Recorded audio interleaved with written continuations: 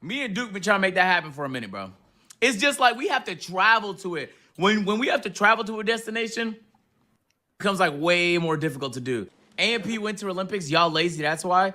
Bro, I hate when people say stuff like this. Like, do you know who we are, bro? Like, all we do is work. Like, it's nonstop. It doesn't end. And that's all we think about, and that's all we do. It's the opposite of lazy. It's not just us that has to travel. There's like 5 cameramen, there's directors, producers. Like, depending on how complicated the shoot is, like, there's gonna require a lot of people to make it happen. It's not like we could just vlog ourselves, right? So now you have to fly everybody there. God forbid you forget one piece of technology. Now you gotta hope you can find it there. It complicates things, all I'm saying. We're going tomorrow to Texas. It's gonna be a blast. So Aspen is just, there's less things to do in Aspen. You could ski, I guess, snowboard. It's just gonna be winter sports, I guess. But that's one video though. I wanted to pull that up, and then I also wanted to go through some of the comments because I saw this video, and these were some of the comments that people were making. The comments on what? On our TikTok? Yeah, I can pull up those comments too. Wow. And this is more of a topic. I ain't gonna lie. No, how is it more of a me topic? I want to know people's sentiments. I didn't watch like an AMP before me, after me. I don't watch group channels and stuff like that. But more about the idea of Agent, when it's overproduced, it's not good. The first set of 10 to 15 AMP videos when Chris was editing and Waleed was filming, those were good. It's a shame they've become so produced and directed. Not gonna lie to y'all, be producing the personality out of the video. This is a common theme in this thing. So I just wanted to hear y'all's sentiments on stuff like that, because some would say we've gotten too produced. It's normal whenever a product grows and becomes more mainstream. It's in anything. When you're something that's seen as underground or what underground, for example, you have an appeal. Once you go Hollywood, you have to you gotta tighten your collar. You gotta straighten up a little bit. You gotta get your posture straight, because it's a different audience. You're trying to get bigger. The people that were there for you for the first 10, 15 videos, the first 10, 15 episodes, the first 10, 15,000, those people that seen you at your natural state, doing what you had to do to get that core fan base, that's what they want. That's what they subscribe to. As you grow, they grow too. It just depends on how long it takes. But AMP, it literally started as a bunch of 2K niggas. Like, genuinely, AMP, I thought it was just going to be a 2K group that came out. And then they started doing other shit, and they just grew from day one. So I get what people are saying, and hell, they could be right in terms of how good the video is. But AMP is not the same AMP it was. Nigga, they are mainstream niggas. They are millionaires. They are whatever it is. Niggas different bracket. Yeah, that's I guess the paradox of being like a YouTuber is because the appeal is like the relatability factor and the less production within the videos.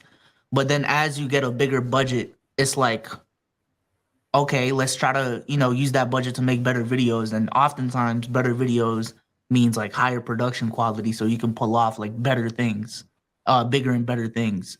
So I understand where the fans are coming from, but I also like understand where AMP is coming from, where it's like, okay, if we're going to pull off these videos, let's do it justice and actually have the right team. I was more so interested in like Agent talking about like the notion of they're not working hard enough on the videos. And like they don't have, and his argument of the fact that they don't have time. I feel like if everyone just prioritized the shoots, they would have the time. They could make the time. But rightfully so on their behalf, like in their defense, like, they have their own brains too to take care of. So, but I just don't think it's like, we don't have enough time to shoot AMP videos. Y'all do is just, you guys have different priorities, which is fine too. I just feel like, go ahead, say. Man, the issue is something that I fear for all of the platforms I'm on, which is eventually everybody has like I don't even want to say nostalgic, but the view that at some point I miss the old whatever, right? So I feel like inevitably when you grow as fast as AMP did, people are going to miss what you used to do, even if it's the most minuscule or major of changes. So basically, when they know Chris isn't the editor anymore, they're gonna pay attention to editing. A lot of times, motherfuckers do not care about editing like that. They don't care about I've never heard of overproduction till today. So like oftentimes these things are gonna pop up when you're not you're not staying to the thing that blew you up time and time again. But you have to evolve, you have to adapt, or people get stale. So it's tough. Do I agree with it? I can see why people think it.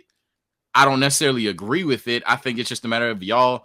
At some point, y'all have watched like 100 AMP videos, so it don't hit the same for you as it used to. But I mean, AMP still makes great content, so I don't understand that.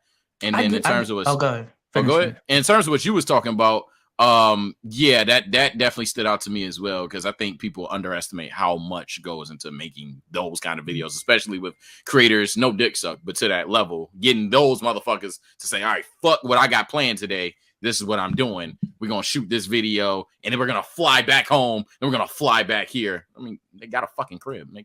Come on, bro. I was just about to say, I disagree with Med's comment. I don't know who brought it up. He said, besides Kai, AMP would be all of the biggest brand. By not putting that first, you're hindering its potential. I think when it comes to like creator groups and creator houses and shit like that, I think the Hype House is a perfect example. They just go on crazy runs where the whole group's attention is on that group, on that brand. But inevitably, I'm at this point where I feel like it is inevitably, like the growth that you get from being in that group personally and your personal brand just supersedes the need for you to pay attention to that group. If you guys watched, I'm assuming you guys like don't keep up with them, but like what happened to the Hype House is like a perfect example. They used that they all of these big TikTokers got into one house. They created all this content. They all grew their personal brand, but at some point, like Charlie D'Amelio spending time at the Hype House and creating content for the Hype House just did not make sense because she was bigger than the Hype House at that point. You know what I'm saying? So for AMP, like Chris has his own brand. I think Chris did a phenomenal job of like leveraging the attention that he got and the fan base that he got and the audience that he got from AMP to his own personal brand.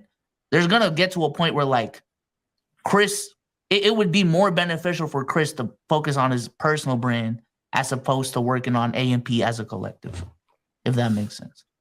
Yeah, I think it's hard for people to see that if they're on the backside or as a viewer. But honestly, it's a little bit of both, because sometimes then if you do that, you can get caught up in like the group, and then you'll never be able to be bigger than the group or exist outside of the group. Yeah. Do y'all know any members of NSYNC besides Justin Timberlake? Or is that even the right NSYNC? Nick Lachey and Justin. Who's in NSYNC? Hold on now. It was NSYNC. That was the group. I don't know That's Ball right. a lot. I ain't disrespected him. Do you know? Do you know? I don't any know the member- members. No, I don't know any members of NSYNC. What about any members in Backstreet Boys outside of Backstreet? No, only group of niggas I know like outside like I'm gonna say Okay, Aaron Carter, like B2K. I was gonna say now that'd be the only one. Now this is another question: how many B2K members do you know outside of Omarion? I don't think Marcus Houston.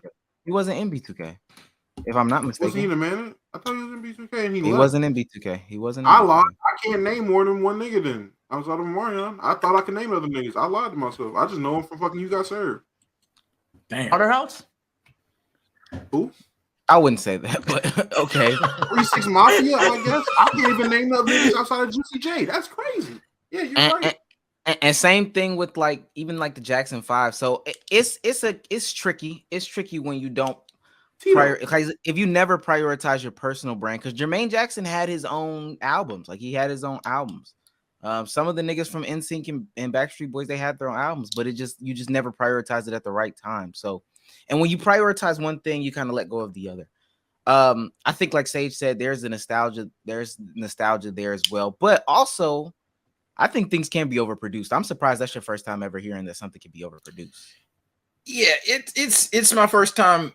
So let me be clear, because you're right. I took communication classes. I've heard of overproduction. It's the first time I've seen on YouTube for a group like AMP getting overproduced. overproduction. That's the first time. There we go. I'll admit that. I definitely have heard of overproduction in my courses. 100%. And I Even on YouTube, Mr. Beast has like, because the way he operates his videos, they're pretty much like a group channel at this point. They do more shit than other. Yo, fuck Jordan Poole, bro. But yeah, he talks about like, yo, I'm not gonna use these cinema line cameras, these $40,000 cameras, because I know like YouTube viewers go on YouTube for like not overproduced shit. You know what I'm saying? So let me use these like 1080p cameras. That's why I export in 1080p and not in 4K to maintain that relatability factor. I think even like when he does his TikToks, they're still recorded on an iPhone just to get that like nostalgic, like relatable look specifically to TikTok. So it's definitely something that's come up with YouTube nowadays more often than it was like 4 to 5 years ago. Yeah, ultimately, I think that people. I mean, you either come to it is like with everything, literally like with everything. You either learn to adapt with X creator or you just stop consuming the content. There are people that learn to watch Kanye West and continue to listen to his music as he went through the changes. There are some people that stopped after late registration. There's some people that stopped after My Beautiful Dark Twisted Fantasy. There's some people that continued and stopped maybe after like Yeezus or something like that. Like, so there's people that stop along the lines. You just learn to grow and adapt, and you don't want to lose everybody, but you can't lose. I mean, you can't fight so hard to. Yeah, you can't keep all of them because then you're hurting one, your growth, but two, you might not be catering to somebody else. Same thing with us. If we kept talking about basketball, I know there's some people out there that wish we talked about basketball still, for sure. Yeah. I get it all the time, bro. Anytime I tell a joke on my platform, it's LaMickey. Somehow LaMickey is tied into something. It's like, all right, well, shit, even with my own channel, like if I was still doing basketball video essays, I would not be the creator that I am right now. You made a TikTok the other day. It was about name like the last TikTok you made. What's our short form video you made? Be Souls.